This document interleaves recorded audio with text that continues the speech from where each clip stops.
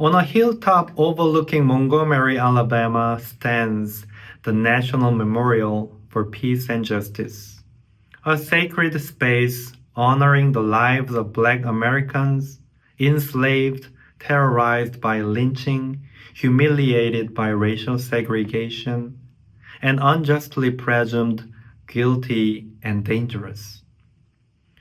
More than 4,400 Black people killed in racial terror lynchings between 1877 and 1950 are remembered there.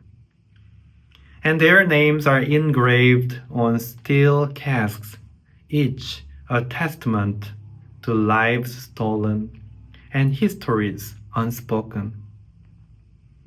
In the memorial, pain becomes prayer, and memory rises as an invocation, a call to confront the enduring legacy of racial violence that mars our society, a call to the truth and the courage for change.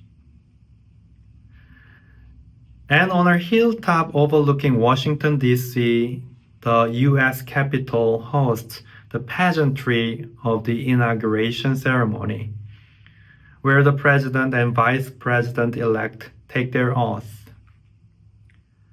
Inauguration, the word traces back to Roman priests, augurs, who consecrated officials through augury, the interpretation of omens. At the inauguration today, what kind of divine will may people find? What kind of divine presence will the ceremony invoke? We don't have an answer, but we may wish that God, who is asked to give divine approval beneath the majestic marble dome of the Capitol, be the same God whom the rusty steel casks at the memorial call upon. We may wish that God, who is asked to bless America at the inauguration, be the same God who stirs up the prophetic invocations of burning justice and radiant peace in the hearts of those who yearn for a new day. On the way out of the National Memorial for Peace and Justice, there stands a solitary monument bearing a poem with the title Invocation.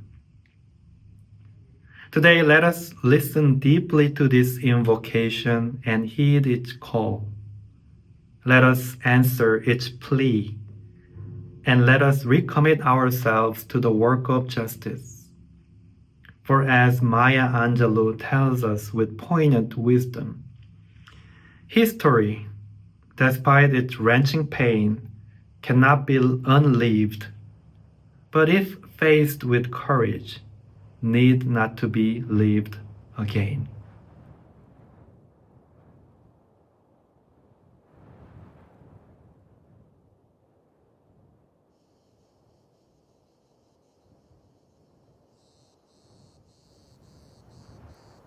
Invocation, a poem by Elizabeth Alexander. The wind brings your names. We will never dissever your names, nor your shadows beneath each branch and tree. The truth comes in on the wind, is carried by water. There is such a thing as the truth. Tell us how you got over. Say, soul, I look back and wonder. Your names were never lost, each name a holy word. The rocks cry out. Call out each name to sanctify this place. Sounds in human voices.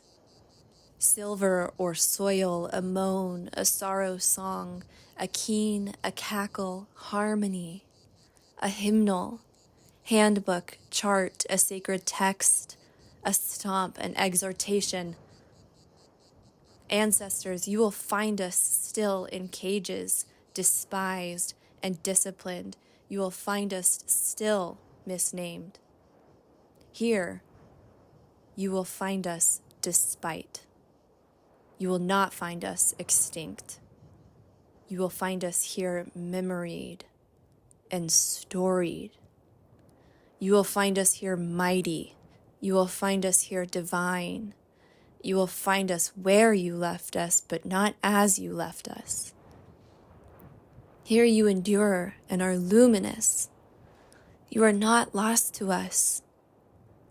The wind carries sorrows, sighs, and shouts. The wind brings everything. Nothing is lost.